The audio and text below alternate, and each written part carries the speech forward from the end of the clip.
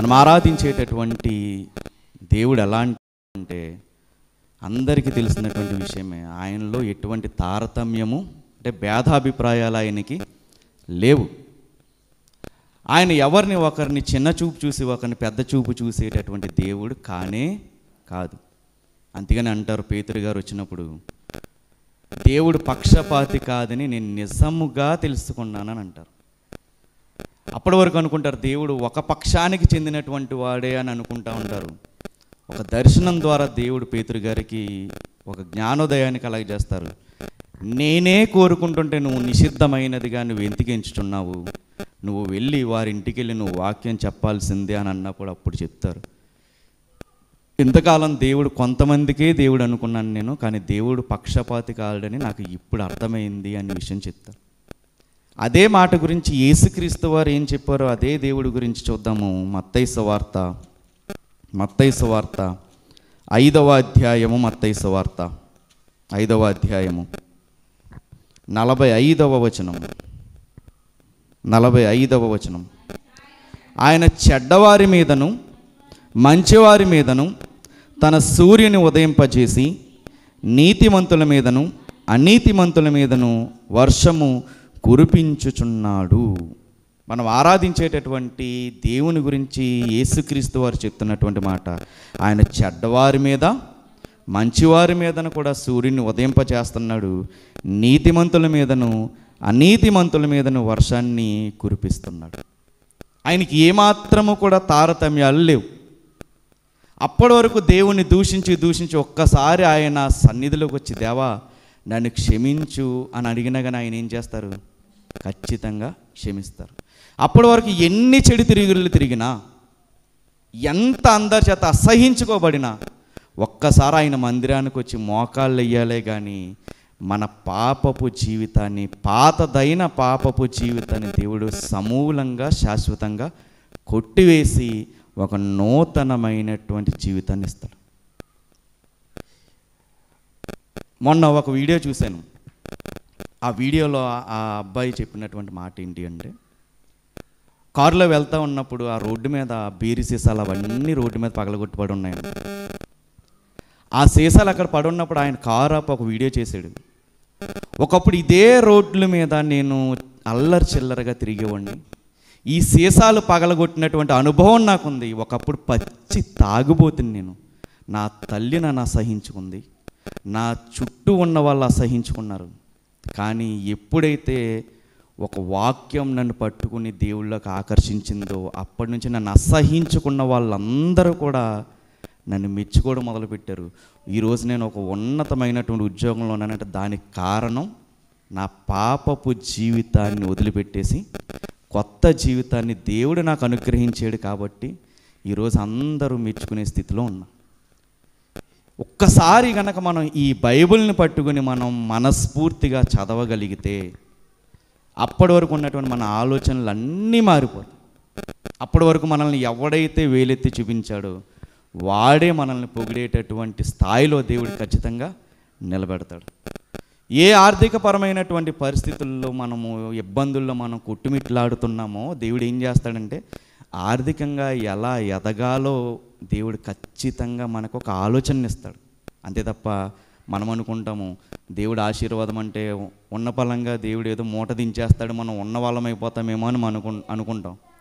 దేవుడు ఎప్పుడూ ఒక వ్యక్తిని ఒకేసారి అందలానికి దేవుడు ఎక్కించడు.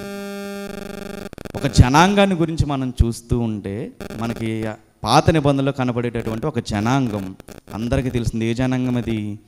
ఇశ్రాయేలీల సంతతి. ఇశ్రాయేలీలు అందరూ కూడా ఐగుప్తుకి బానిసలుగా వచ్చేసిన తర్వాత వాళ్ళు ఎంత ఇబ్బందులు పడ్డారంటే ఒకసారి చూద్దాము.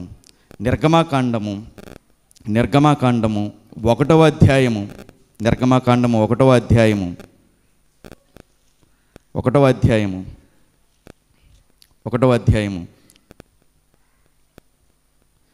వచనం. కాబట్టి వారి మీద పెట్టిన భారములలో వారిని శ్రమ పెట్టుటకు వెట్టి పనులు చేయించు అధికారులను వారి మీద నియమింపగా వారు ఫరో కొరకు ధాన్యాదులను నిల్వ చేయు పీతోము రామెసేసను పట్టణములను కట్టిరి. ఇంకా చదువుదాం. అయినను ఐగుప్తీయులు వారిని శ్రమ పెట్టిన కొలది వారు విస్తరించి ప్రబలిరి గనుక వారు ఇశ్రాయేలీయుల ఎడల అసహ్యపడిరి. ఇశ్రాయేలీయుల చేత ఐగుప్తీయులు కఠినముగా సేవ చేయించుకొనిరి. ఇప్పుడు ఇశ్రాయేలీయుల పరిస్థితి ఎలా ఉంది? ఐగుప్తులు అందరికీ కూడా వీళ్ళు ఒక సేవ చేసి, ఎటువంటి సేవది? కఠినంగా సేవ చేయించుకున్నారు. అంటే బానిసలుగా వీళ్ళుంటూ సేవ చేయించుకున్నారు.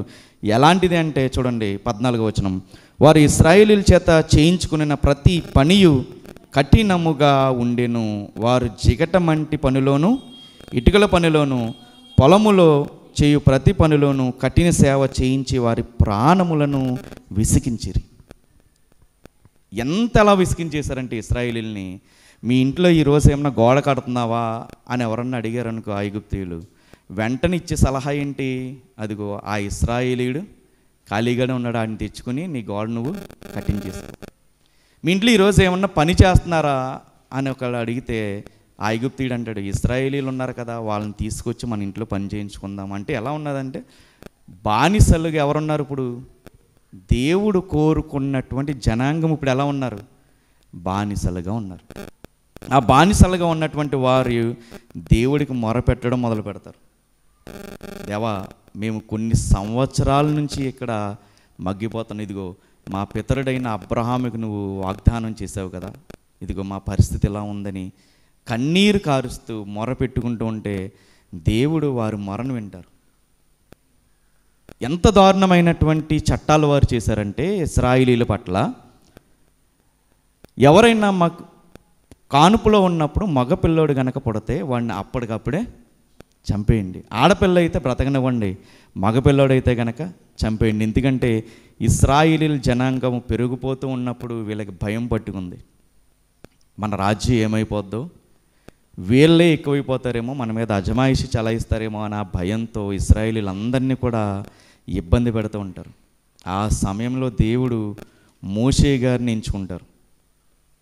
మోషే గారిని ఎంచుకుని ఇంక ఇశ్రాయేలీల్ని చూద్దాం ఒకసారి. 3వ అధ్యాయము 9వ వచనం, ఇశ్రాయేలీల మొర నిజముగా నా యొద్దకు చేరినది, ఐగుప్తీయులు వారిని పెట్టుచున్న హింస చూశాను. ఎప్పుడు చూశారు?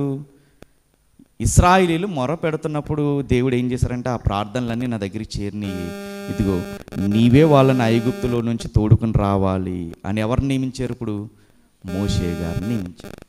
జాగ్రత్తగా ఇక్కడ నుంచి వాక్యాన్ని మనం పరిశీలించుకుంటే వెళ్దాం. ఎందుకు ఈ వాక్యాన్ని చెప్తున్నానంటే, ఒకవేళ వీళ్ళలాగా మనం ఉంటే ఖచ్చితంగా మనం వీళ్ళ దగ్గర నుంచి నేర్చుకోవాల్సినటువంటి పాఠం ఒకటి ఉంది. వీళ్ళలాగా ఉండొచ్చా ఉండకూడదా అనేది మనకి వాక్యం అయ్యేసరికి మనకు అర్థమవుద్ది. ఇప్పుడు వీళ్ళ పరిస్థితి ఎలా ఉంది? గందరగోళంగా ఉంది, ఎటు చూసినా కానీ చీకటి అలుముకుని ఉంది. ఆ సమయంలో మొర విన్నటువంటి దేవుడు ఏమాత్రం సరిగ్గా మాట్లాడలేనటువంటి మోషే గారిని ఎంచుకున్నారు. ఆ మోషే గారిని ఎంచుకుని, నువ్వేమాత్రం భయపడొద్దు, నువ్వు ముందెళ్ళు, నీ వెనకాల నీ ముందర కూడా నేను నిలబడి ఉంటాను, నువ్వు వాళ్ళని తీసుకెళ్ళడానికి సమర్థుడవు నీవే, నువ్వు చేతకానోడు అని నువ్వు ఏమాత్రం అనుకోవద్దు, నీ వెనకాల నేనున్నాను అని దేవుడు ధైర్యపరుస్తూ మోషే గారిని నాయకుడిగా నియమించి వాళ్ళని ఐగుప్తులో నుంచి పాలు తేనెలు ప్రవహించే వాగ్దాన భూమికి నడిపించే క్రమంలో దేవుడు ఎన్నో అద్భుతాలు చేశాడు. మొట్టమొదటిగా 10 తెగుళ్ళను రప్పించాడు. నీళ్ళేమో రక్తంలాగా మారిపోతుంది. ఆ రక్తంగా మారిపోయినప్పుడు అందులో ఉన్నటువంటి జీవరాశులన్నీ చనిపోయి ఆ నీళ్ళన్నీ కూడా బైబిల్లో రాయబడినమాట కంపు కొడుతూ ఉన్నదని రాయబడుతుంది. అంత దారుణమైనటువంటి పరిస్థితి. తర్వాత కప్పల్ని దేవుడు రేగొట్టాడు. కప్పల తర్వాత ఇంకా అనేకమైనటువంటి మిడతల గుంపుని, పేలుని, ఇంకా చేతుల నిండా పొక్కులు వచ్చేటటువంటి వ్యాధుల్ని, ఇవన్నీ కూడా చేస్తూ ఉంటే, ఈ వ్యాధులను రేగొడుతూ ఉంటే, చీకటి కమ్ముకుంటుంటే, ఒక పక్కనేమో ఐగుప్తుల ఇళ్లల్లోనూ ఐగుప్తులు ఉన్నటువంటి ఏరియాలోనూ చీకటి కలుముకుని ఉంటే, ఇశ్రాయేలీయుల ఇల్లు మాత్రం వెలుగ్గా ఉన్నది.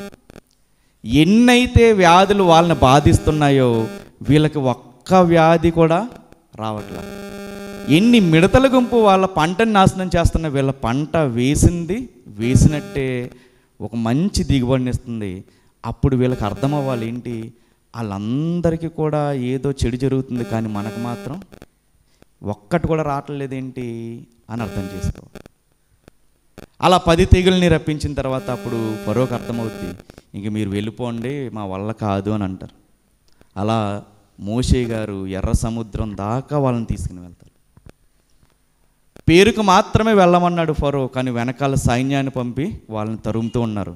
ఇప్పుడు ఇశ్రాయేలీలు అందరూ నడుచుకుంటూ వచ్చి ఎక్కడ ఆగిపోయారు? ఎర్ర సముద్రం దగ్గర ఆగారు. ఎర్ర సముద్రం దగ్గర ఆగినప్పుడు ఇప్పుడు చూడండి, ఎదరేమో సముద్రం, వెనకాలేమో ఫరో సైన్యం. పరిస్థితి ఎలా ఉంటుంది? మమ్మల్ని చంపడానికే ఇక్కడ తీసుకొచ్చావా అని అందరూ అంటుంటే అప్పుడు మోషే గారు దేవుడికి మొరపెడతారు. అప్పుడు దేవుడు ఏం చెప్పాడు ఒకసారి చూద్దాం. నిర్గమకాండం 14వ అధ్యాయము 15వ వచనం.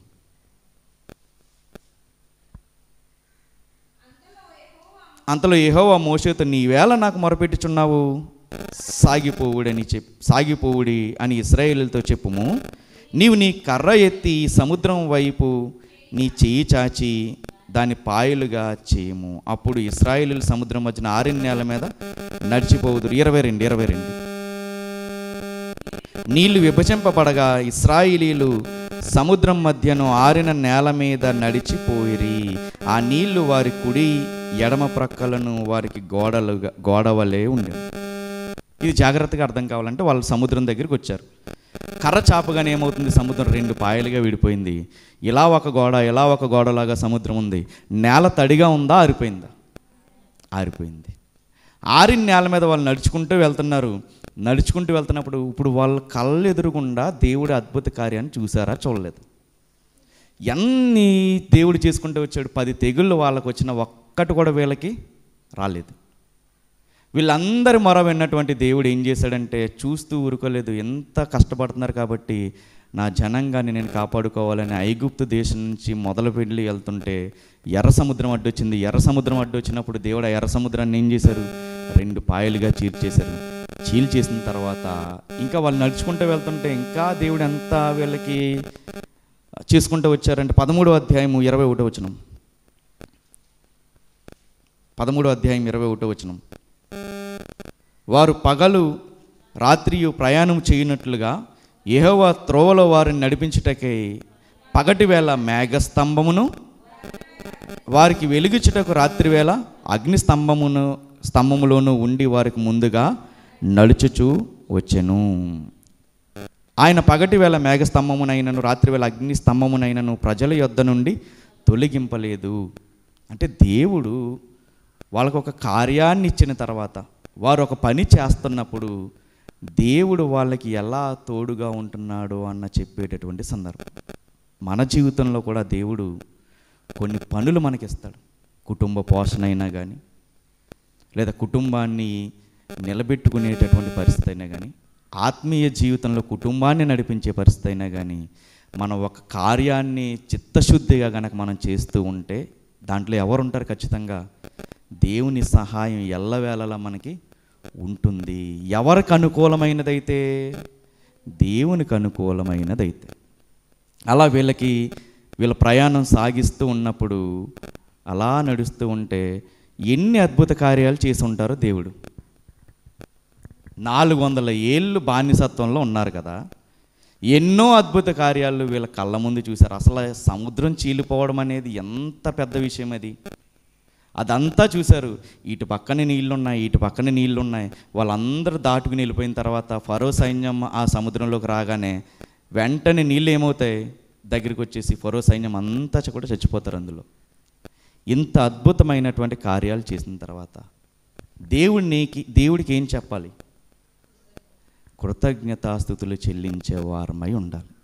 కానీ ఆనాడు ఇశ్రాయేలీలు ఎలా ఉన్నారో ఈనాడు క్రైస్తవులుగా చెప్పుకునేటటువంటి మన పరిస్థితి కూడా ఏమాత్రం తేడా లేకుండా అలాగే ఉంది. గుర్తుపెట్టుకోవాల్సినటువంటి విషయం ఏంటి అంటే, దేవుడు మన జీవితంలో ఏదైనా కార్యం చేశాడు అంటే మొట్టమొదటి థ్యాంక్స్ చెప్పవలసినటువంటి వ్యక్తి ఎవరికి? దేవునికే. ఆ తర్వాతే మిగిలిన వాళ్ళు. సంఘ కాపరైనా, తోటి విశ్వాసులైనా, లేదా చుట్టాలైనా, పట్టాలైనా, ఎవరైనా కానీ ఎవరి తర్వాత? దేవుని తర్వాతే. ఎప్పుడైనా కానీ, ఏ సందర్భంలో అయినా కానీ మనం అనుకున్న కార్యం జరిగితే అక్కడికక్కడే మోకాళ్ళు వేసి ఏం చేయాలి? దేవుడికి కృతజ్ఞతాస్తుతులు చెల్లించే వారమై ఉండాలి. కానీ ఇశ్రాయేలీయులు ఏం చేశారంటే అంత కార్యం చేసిన తర్వాత వీళ్ళ బతుకు ఎలా ఉందంటే సంఖ్యాకాండం 11వ అధ్యాయం, సంఖ్యాకాండం 11వ అధ్యాయం 4వ వచనం. వారి మధ్యనున్న మిశ్రిత జనము మాంసాపేక్ష అధికముగా కనుపరచగా ఇశ్రాయేలీయులను మరలా ఏడ్చి, మాకెవరు మాంసం పెట్టెదరు? ఐగుప్తులో మేము ఉచితముగా తినిన చేపలను, కీరకాయలను, దోసకాయలను, కూరాకులను, ఉల్లిపాయలను, తెల్లగడ్డలను జ్ఞాపకమునకు వచ్చుచున్నవి. ఎక్కడ తిన్నారంటే ఇవి? ఐగుప్తులో తిన్నటువంటి కూరగాయలు, ఉల్లిపాయలు, మాంసం అన్ని జ్ఞాపకానికి వస్తున్నాయి.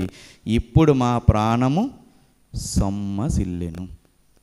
ఐగుప్తులో ఉన్నప్పుడు వీళ్ళు తిండే తిన్నారా? శ్రమలు అనుభవించారా? శ్రమలు అనుభవించారు. కానీ వీళ్ళు ఏమంటున్నారు? మేము అక్కడ తిన్న చేపలు గుర్తొస్తున్నాయి, దోసకాయలు గుర్తొస్తున్నాయి, కనీసం ఉల్లిపాయలను కూడా మర్చిపోలేదంట వీళ్ళు. ఎల్లుల్లిపాయలు కూడా మర్చిపోలే. అక్కడ తెల్లగడ్డలు అని ఉందిగా మన భాషలో, ఎల్లుల్లిపాయలను కూడా మర్చిపోలే. కానీ ఏం మర్చిపోయారు? అంత అద్భుత కార్యాలు చేసిన దేవుణ్ణి మర్చిపోయారు. మన మానవ నైజం ఏంటి అంటే అసలుకి ఏడవమంట. దేనికి ఏడుస్తాం? కొసరికి ఏడుస్తాం. అన్ని కార్యాలు చేసినటువంటి దేవుడికి అసలు ఎర్ర సముద్రం చీలిపోవడం ఏంటి? అంత అద్భుత కార్యం మన కల్లారా చూసాం కదా. అప్పటికే మన్నా కురిపిస్తూ పోషిస్తున్నాడు. ఈ మన్నా మేము తినలేకపోతున్నాము అని గోల కింద ఉన్నారు వాళ్ళు. ఎలా ఉన్నారంటే చూడండి 10వ వచనం. జనులు తమ తమ కుటుంబములలో ఎవరి గుడారపు ద్వారమునొద్ద వారు ఏం చేస్తున్నారంట? ఏడు చేస్తున్నారు. దేనికోసం ఏడు చేస్తున్నారు? తిండి కోసం ఏడుస్తున్నారు. తిండి కోసం ఏడుస్తూ ఉంటే అప్పుడు దేవుడు పోన్లేరా ఏడుస్తున్నారు బాధపడొద్దు అని అన్నారా? ఒకసారి పక్కనున్న మాట చూద్దాం. చూడండి, యెహోవా కోపము బహుగా రగులుకొనెను. ఎందుకు రగులుకుంది? ఒకసారి మనం చదివిన మాట మళ్ళీ చూద్దాం. 4వ వచనం. వారి మధ్యనున్న మిశ్రిత జనము మాంసాపేక్ష అధికముగా కనపరుస్తున్నారు. మాంసం తినాలని ఉండడం తప్పు కాదు, కానీ అధికముగా తింటున్నారు. అందుకే వాక్యం అంటది, మాంసాహారం అధికంగా తినేవాడితో నువ్వు సాంగత్యం చేయదు. ఎందుకంటే అది చింపిరి కుట్టలకు కారణమయ్యేటటువంటి పరిస్థితుల్లోకి మనం తీసుకువెళ్తుంది. వీళ్ళ పరిస్థితి ఎలా ఉందంటే మాంసాపేక్ష అధికముగా ఉన్నది. చూడండి, చదువుదాం. ఇశ్రాయేలీయులను 4వ వచనం. వారి మధ్యనున్న మిశ్రిత జనము మాంసాపేక్ష అధికముగా కనుపరచగా ఇశ్రాయేలీయులను మరలా ఏడ్చి. మరలా ఏడ్చి అంటే అంతకుముందు ఏడ్చారే వెళ్ళలేదా? అంటే వీళ్ళ బ్రతుకు ఎలా ఉంది? దేనికోసం ఏడుస్తున్నారు? తిండి కోసం ఏడుస్తున్నారు. మన వెస్ట్ గోదావరి, ఈస్ట్ గోదావరిలో ఉన్నటువంటి ఒక సంస్కృతి ఏంటి అంటే ఈటింగ్ లేని మీటింగ్ ఉండదు. అంటే మీటింగ్ ఉందంటే ఖచ్చితంగా ఏముండాలి? ఖచ్చితంగా ఈటింగ్ అనేది ఉండాలి. దౌర్భాగ్యమైనటువంటి పరిస్థితి ఏంటి అంటే ఫుడ్డును బట్టి మీటింగ్ ఎలా జరిగిందో డిసైడ్ చేసే క్రైస్తవులు ఉన్నారు. వాడికి పడ్డ మొక్కను బట్టి మీటింగ్ ఎలా జరిగిందో డిసైడ్ చేసే క్రైస్తవులు ఉన్నారు. ఇలాంటి తిండిబోతుల గురించి యేసుక్రీస్తు వారు ఏం చెప్పారో చూద్దాం. యోహాను సువార్త 6వ అధ్యాయం. యోహాను సువార్త 6వ అధ్యాయం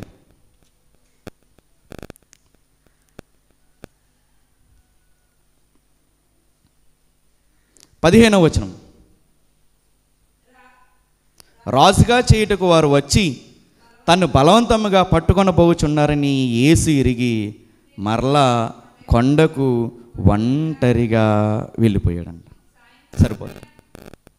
రాజుగా చేయడానికి వస్తుంటే జనరల్గా ఇప్పుడు మనం ఎవరన్నా నువ్వే నిలబడాలి మన వార్డుకి అన్నారనుకో ఆడేం దాక్కుంటాడా నిలబడతాడా?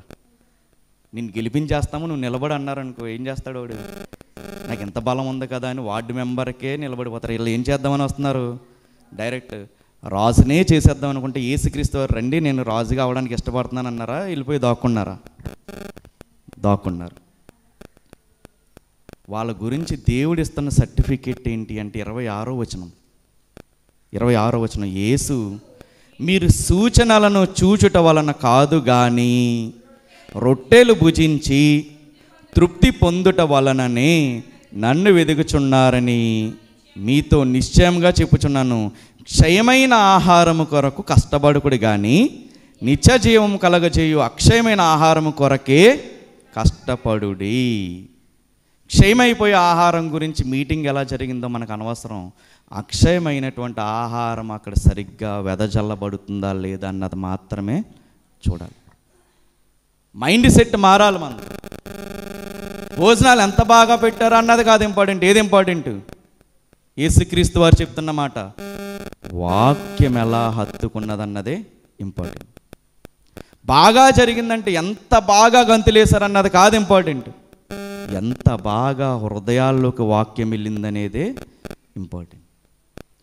కొన్ని సంఘాల్లో నాకు తెలిసినటువంటి కొంత సేవకులు సంఘం బలవంతం మీద లేనిపోని ఖర్చులు పెట్టి అప్పులు పాలయ్యి బాధపడుతున్నటువంటి దైవజనులు ఇంకా ఉన్నారు. ఈ వాక్యం వింటున్న ఆన్లైన్లో వింటున్న ప్రతి ఒక్కరూ కూడా అర్థం చేసుకోవాల్సింది ఏంటంటే, ఒకవేళ మన బలవంతపు ఆలోచనలు దైవజనుడి యొక్క బాధకి కారణమవుతే దాన్ని అంతటికి ఉత్తరవాదులు ఎవరు? సంఘమే.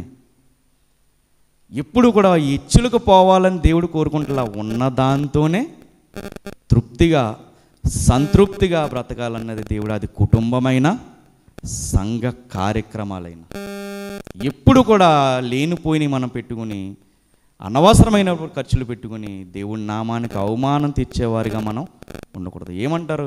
అంత ఖర్చు పెట్టి ఎవడు చేయమన్నాడు అని అంటారా? సింపుల్గా లేనప్పుడు ఎవడు చేయమన్నాడు? ఫస్ట్ చేసేయండి చేసేయండి చేసేయండి అంటాం. ఒక్కసారి తిరగబడేసరికి ఏమనుకుంటాం? ఎవరు చేయమన్నారు అని అనుకుంటాం. వాక్యం చెప్పడానికి మళ్ళీ చెప్తున్నా, వాక్యం చెప్పడానికి ఎంత మనం శ్రమ పడినా పర్లేదు, వాక్యాన్ని వెదజల్లడానికి.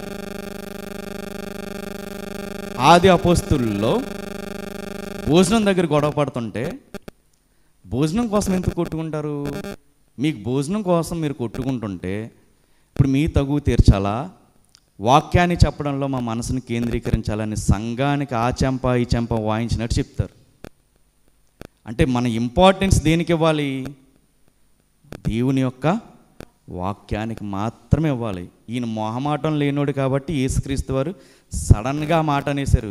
ఆ మాట అనేసరికి ఏమయ్యారంటే 60వ వచనం 6వ అధ్యాయం 60వ వచనం, ఆయన శిష్యులలో అనేకులు ఈ మాట విని ఇది కఠినమైన మాట, ఇది ఎవడు వినగలరని చెప్పుకున్నారు. ఫీల్ అయిపోయారు. చేసింది చెప్తే ఫీల్ అయిపోయారు. ఫీల్ అయిపోయి ఏం చేశారు? వెళ్ళిపోయారు. కానీ దేవుడు అంటున్నాడు, మాంసాపేక్ష అధికంగా ఉంటే కోపం వస్తుందా రాదా? దేవుడికి ఖచ్చితంగా వస్తుంది.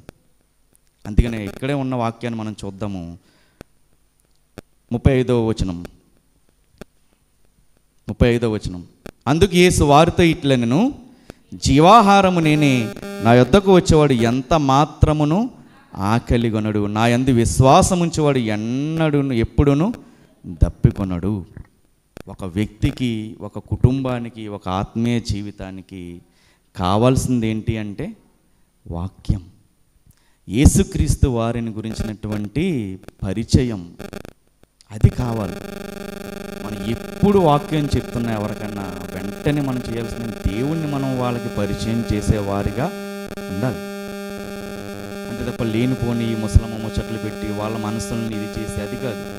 వెళ్ళేమో అంటే 4 మంచి మాటలు, ప్రోత్సాహకరంగా ఉండేటటువంటి మాటలు మనం వాళ్ళతో మాట్లాడేసి వారి కొరకు మనం ఏం చేయాలి? ప్రార్థన చేసేవారిగా ఉండాలి.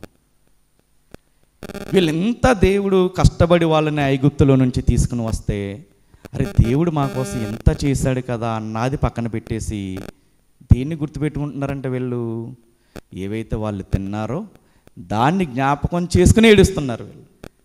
అంతే తప్ప అయ్యో దేవా మా కొరకు నువ్వు ఎంత కష్టపడ్డావు అని కృతజ్ఞతాపూర్వకంగా కన్నీటి ప్రార్థనతో దేవుని కృతజ్ఞతాస్తుతులు చెల్లించే పరిస్థితిలో వీళ్ళు లేరు. కానీ దేవుడు కోపం వచ్చింది. కోపం వచ్చినా కానీ ఆయన అలాంటి వాడు దీర్ఘశాంతుడు కాబట్టి మరలా వాళ్ళని హక్కుని చేర్చుకున్నాడు. ఒక్కసారి ఆ ఇశ్రాయేలీలతో మనల్ని మనం కంపేర్ చేసుకుంటే ఈరోజు మన పరిస్థితి ఎలా ఉంది? దేవుడు ఎన్నో అద్భుత కార్యాలను చేశాడు కదా, దేవుడు ఎన్నో ఆశ్చర్యకరమైన కార్యాలను చేశాడు కదా. ఇంకా గట్టిగా చెప్పాలంటే అసలు మన కోసం ఆయన కుమారుని కూడా వెనుతీయక మన కొరకు ఏం చేశారు? బలిచ్చేశారు కదా. అందుకే మర్చిపోయే తత్వం మనుషులకు ఉందని చెప్పే దేవుడు ఏం చేశాడంటే రొట్టె ద్రాక్షరసం బల్లారాధన అనేటటువంటి కార్యక్రమాన్ని దేవుడు సంఘానికి పరిచయం చేశాడు. అందుకనే పౌలు గారు అంటారు, ఒకసారి చూద్దాం, కొరింథీయులకు రాసిన మొదటి పత్రిక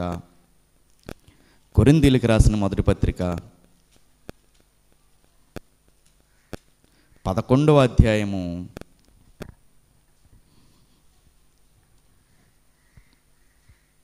23వ వచనం నుంచి చదువుతాం. నేను మీకు అప్పగించిన దానిని ప్రభువు వలన పొందితిని. ప్రభు అయిన యేసు తాను అప్పగింపబడిన రాత్రి ఒక రొట్టెని ఎత్తుకుని కృతజ్ఞతాస్తుతులు చెల్లించి దానిని విరిచి, ఇది మీ కొరకైన నా శరీరము, నన్ను జ్ఞాపకము చేసుకొనుటకై దీనిని చేయము. దేనికి చేయాలంట? ఆయనని జ్ఞాపకము చేసుకొనుటకై దీన్ని చేయాలి. చేయడం వెనుకున్నటువంటి అర్థం మర్చిపోకూడదు. ఆయన్ని జ్ఞాపకం చేసుకోవడానికే దీన్ని మనం చెయ్యాలి. అంతే తప్ప ఏదో ఆచరణబద్ధంగా నెలకోసారి ఇవ్వాలి కదా, ఇస్తున్నారు కదా, తీసుకోవాలి కదా అన్న ఉద్దేశంతో ఏమాత్రమో ఆయన గురించి ఆలోచన లేకుండా తీసుకుంటే అదే ఆఖరిగా మనకు చెప్తున్నారు. చూడండి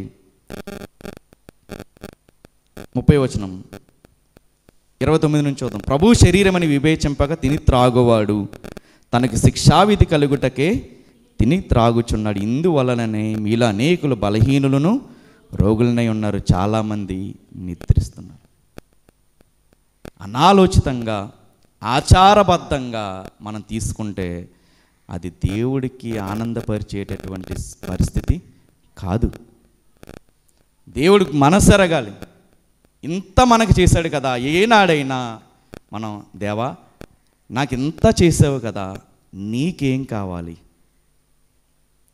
కావాలి అని అడిగినటువంటి సందర్భాలు మన జీవితంలో ఉన్నాయా? ఏదన్నా ఒకటి చేయకపోతే ఏం చేసావు అని అడుగుతామే తప్ప చేసినవన్నీ ఇశ్రాయేలీలు మర్చిపోయినట్టు మనం కూడా మర్చిపోతామా లేదా? మనం పుట్టినప్పటి నుంచి ఎప్పటి వరకు ఎన్నైతే కార్యాలు చేశాడో అవన్నీ ఒక్కటి చేయకపోతే మనం ఏం చేస్తాము? తీసి పాడేస్తాం. కానీ దేవుడు అలా ఉండమని కోరుకుంటున్నా. ఈ లోక సంబంధమైనటువంటి కార్యాల కొరకే మనం దేవుడిని నమ్ముకుంటే దేవుడు అంటున్నాడు మనం నిజమైన క్రైస్తవులము కాదు. అన్నీ జరుగుతాయి. గృహం కట్టుకోవాలంటే దేవుడిస్తాడు ఖచ్చితంగా, ఉద్యోగం కావాలంటే దేవుడిస్తాడు ఖచ్చితంగా, ఉన్నతమైన భవిష్యత్తు కావాలన్నా దేవుడిస్తాడు ఖచ్చితంగా. కానీ వాటి కోసం మాత్రమే మనం నమ్ముకుంటే, సూచక కార్యాల కోసమే మనం దేవుని నమ్ముకుంటే, ఒక మాట చూద్దాము. ఇదే కొరింథీయులకు రాసిన పత్రిక 15వ అధ్యాయం 19వ వచనం.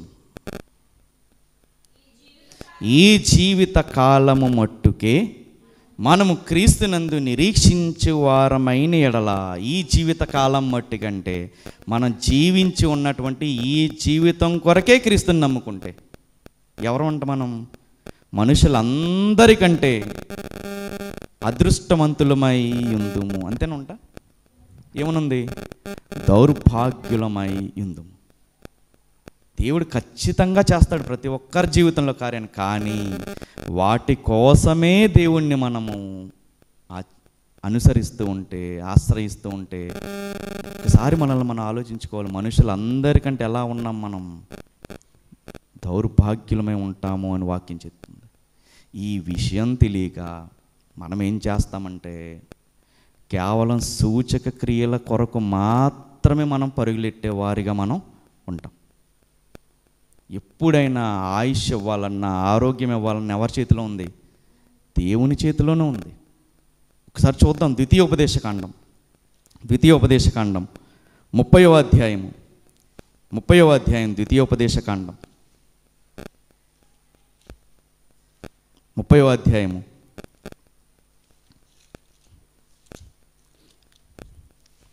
20వ వచనం. నీ పితరులైన అబ్రహాము, ఇస్సాకు, యాకోబులకు ఆయన ప్రమాణం చేసిన దేశంలో మీరు నివసించినట్లు యెహోవాయే నీ ప్రాణమునకు, నీ దీర్ఘాయుషునకు మూలమై ఉన్నాడు. దీర్ఘాయువుకి ఎవరు మూలమై ఉన్నారు? దేవుడే. ఇంకా చూద్దాం సామెతల గ్రంథం 9వ అధ్యాయము 11వ వచనం.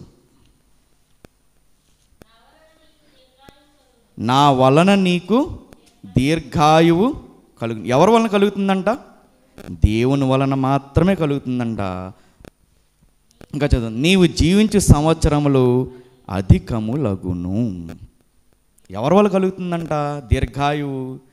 దేవుని వల్లనే కలుగుతుంది. ఆయుష్ ఇవ్వాలన్నా ఆయన చేతి. మనం ఏమనుకుంటామంటే ఆస్తి అంతా ఉంది కదా ఇంకా నాకేంటి అని అనుకుంటాం.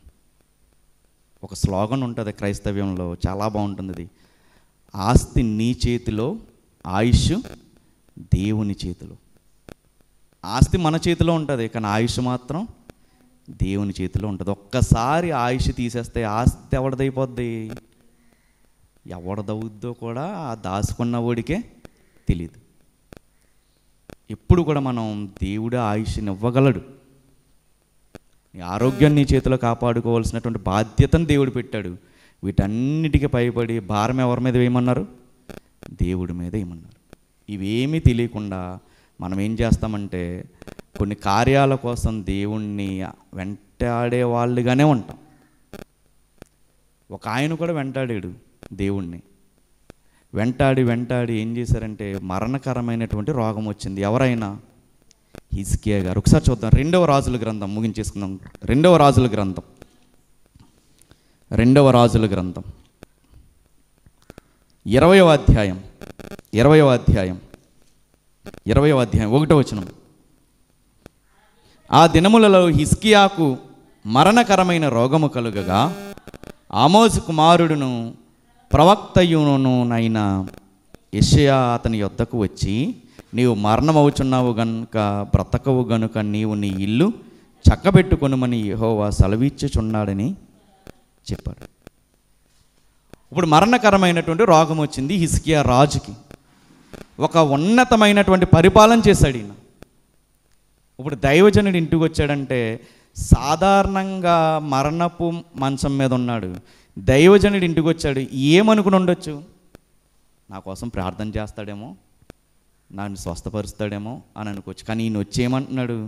నీవు మరణమవుతున్నావు, నీ ఇంటిని నువ్వు చక్కబెట్టేసుకో అని అంటే ఈయన ప్రార్థన చేశారు. చూడండి ఒకసారి అది. ఆయన తన ముఖము గోడ తట్టు తిప్పి, యెహోవా, యథార్థ హృదయుడనై సత్యముతో నీ సన్నిధిని నేనెట్లు నడుచుకుంటునో నీ దృష్టికి అనుకూలముగా సమస్తమును ఎలా జరిగించానో ఆ కృపతో జ్ఞాపకము చేసుకొనుమని హిజ్కియా కన్నీళ్లు విడిచుచు యెహోవాను ప్రార్థించి. ఇందులో ఎక్కడైనా నాకు ఆయుష్ని ఇవ్వమని ప్రార్థన ఉందా? నేను చనిపోకూడదు, ఇంకా బ్రతకాలని కోరుకున్నది ఏమన్నా ఉందా? చనిపోయేటప్పుడు కూడా దేవా, ఇదిగో నీ సన్నిధిలో నేను ఎలా నడుచుకున్నాను, ఎలా ఎదిగాను, యథార్థ హృదయుడైన ఎలా ఉన్నాను, ఒక్కసారి కృపతో జ్ఞాపకం చేసుకోవా అని. ఏం చేశాడు ఈయన? 18వ అధ్యాయం 3వ వచనం చూద్దాం ఒకసారి. 18వ అధ్యాయం 3వ వచనం. తన పితరుడైన దావీదు చేసినట్లు అతడు యెహోవా దృష్టికి పూర్ణముగా నీతిని అనుసరించెను. ఉన్నత స్థలములను కొట్టివేసి విగ్రహములను పడగొట్టి దేవతా స్తంభములను పడగొట్టి మోషే చేసిన ఇత్తడి సర్పములను చిన్న భిన్నములుగా చేసెను. దానికి ఇశ్రాయేలీయులు నెహుష్టానును పేరు పెట్టి దానికి ధూపం వేయచు వచ్చుచుండిరి. ఇతడు ఇశ్రాయేలు దేవుడైన యెహోవా యందు విశ్వాసం ఉంచిన వాడు. అతని తర్వాత వచ్చిన యూదా రాజులలోనూ అతని పూర్వీకులైన రాజుల్లోనూ అతనితో సమమైన వాడు ఒక్కడు కూడా లేడు. చిత్రం ఏంటంటే తండ్రి పరమ దుర్మార్గుడు. హిజ్కియా గారి తండ్రి దుర్మార్గుడు. ఆయన ఈ దేవతా స్తంభాలని కట్టించి దేవుని మందిరానికి తాళాలు వేయించేసి అక్కడ ఏమాత్రము దేవుని కార్యక్రమాలు జరగకుండా చేసినటువంటి ఆయన. కానీ కొడుకు అలా ఎదిగాడా? ఎదగల. నా తండ్రి క్రూరత్వాన్ని చూశాను నేను.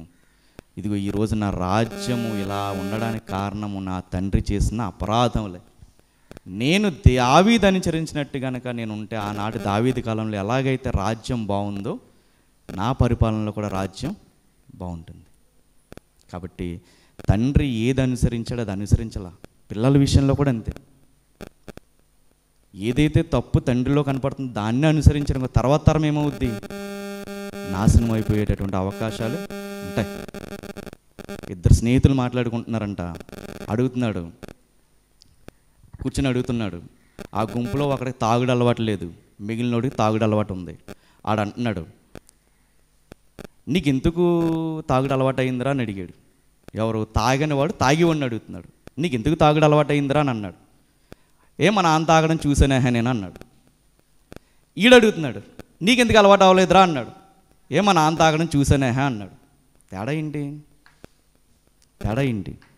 మా నాన్న వల్ల కుటుంబం ఎలా సర్వనాశనం అయిపోయిందో చూశాను. నా జీవితము, నా తర్వాత తరం జీవితం అలాగ నాశనం అవ్వకూడదు. ఈడేమనుకున్నాడు?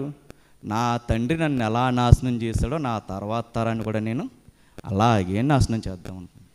గుర్తుపెట్టుకోండి, బైబిల్లో ఉన్న మాట చెప్తున్నాను. మద్యపాన ఆసక్తి కుటుంబాలని నాశనం చేసేస్తుంది. ఖచ్చితంగా నాశనం చేసేస్తుంది. ఆరోగ్యం పోద్ది, డబ్బులు పోతాయి. పైగా వీడు బలం ఉన్నప్పుడు తాగేసి వచ్చి భార్యను కొడతాడు. రేపు పొద్దున మంచాన పడితే ఎవరు చేస్తారు? ఆ భార్యే దిక్కవుతుంది. అందుకన్నాడు, జ్ఞానంతో మనం మసిలితే కుటుంబం ఆర్థికంగా ఉన్నతమైన స్థానంలో నిలబడుతుంది. ఇద్దరు స్నేహితుల్లో ఎవరి డెసిషన్ బాగుంది? తండ్రిని చూసి తండ్రిని అనుసరించని వాడి పరిస్థితి బాగుంది. ఇక్కడ కూడా తండ్రిని చూసి తండ్రిని అనుసరించలేని వాడి పరిస్థితి బాగుంది. ఎంత బాగుందంటే ఒకసారి మరలా వద్దాం. 20వ అధ్యాయం 5వ వచనం. నీవు తిరిగి నా ప్రజలకు అధిపతి అయిన హిజ్కియా యొద్దకు పోయి అతనితో ఇట్లనుము, నీ పితరుడైన దావీదునకు దేవుడగు యెహోవా నీకు సెలవిచ్చినదేమనగా, నీవు కన్నీళ్లు విడిచుట చూచితిని, నీ ప్రార్థన అంగీకరించి ఉన్నాను, నేను నిన్ను బాగు చేసేదను, 3వ దినమున నీవు యెహోవా మందిరమునకు ఎక్కిపోవుదు అనగానే, చూడండి 6వ వచనం, ఇంకా 15 సంవత్సరముల ఆయుష్ నీకు ఇచ్చేదను. దేవునికి స్తోత్రం. ఎలా జరిగింది? తండ్రి చేసిన దాన్ని అనుసరించకుండా మంచి మార్గాన్ని ఎంచుకున్నటువంటి కుమారుడి పరిస్థితి. తండ్రి తాగేసి వచ్చి కుటుంబాన్ని పడి అదే పద్ధతిలో ఉంటే ఏమవుతుంది? ఎలాగైతే కష్టాలు అనుభవించారో ముందు తరం, తర్వాత తరం కూడా అదే కష్టాలను అనుభవిస్తుంది. ఏ దుర్మార్గపు తండ్రి విపరీతంగా తాగుడు అలవాటు లేదు, కానీ విపరీతంగా అప్పులు చేసే అలవాటు ఉంది. దాన్ని అనుసరించవచ్చా కుమారుడు? అనుసరించకూడదు. జాగ్రత్తగా రూపా ఖర్చు చేసుకుని కుటుంబాన్ని ఎలా నిలబెట్టుకోవాలన్న ఆలోచన మాత్రమే చేయాలి. ఇక్కడ చూడండి, తండ్రి అనుసరించిన దుర్మార్గపు బాటలో వెళ్ళనటువంటి ఈ కొడుకు మనకు నేర్పుతున్న పాఠం. భవిష్యత్తు బాగుండాలి, తర్వాత తరం బాగుండాలంటే దేవుడు చెప్పినటువంటి మార్గంలోనే నడవాలి. 15 ఏళ్ళు పొడిగించేశాడు, 15 ఏళ్ళు పొడిగించేశాడని చెప్పుకుంటే ఎందుకు పొడిగించాడు దేవుడు? ఎందుకు పొడిగించారు దేవుడు? తను చేసినటువంటి యథార్థ హృదయంలో దేవుని మందిరంలో ఎలా నడుచుకున్నాడో దేవుడు చూశాడు. మన జీవితంలో కూడా గుర్తుపెట్టుకోండి, అద్భుత కార్యాలు జరగాలంటే ఎక్కడెక్కడికో పరిగెట్టుకుని వెళ్ళవలసిన అవసరం లేదు. ఎవరెవరో ఇచ్చే పూలు పళ్ళు తినవలసిన అవసరం లేదు. మన హృదయాన్ని గనక మనం మార్చుకుని మనం కూడా ఈయన లాంటి ప్రార్థన చేయగలిగితే దేవుడు చేయడంటారా? ఖచ్చితంగా చేసి తీరుతాడు. అడగాలి మనం దేవుణ్ణి, దేవా ఇదిగో ఈరోజు ఎలా నేను ప్రవర్తించానో నీకు తెలుసు, ఇదిగో రేపటి దినం నాకు అనుకూలంగా నువ్వు మార్చు.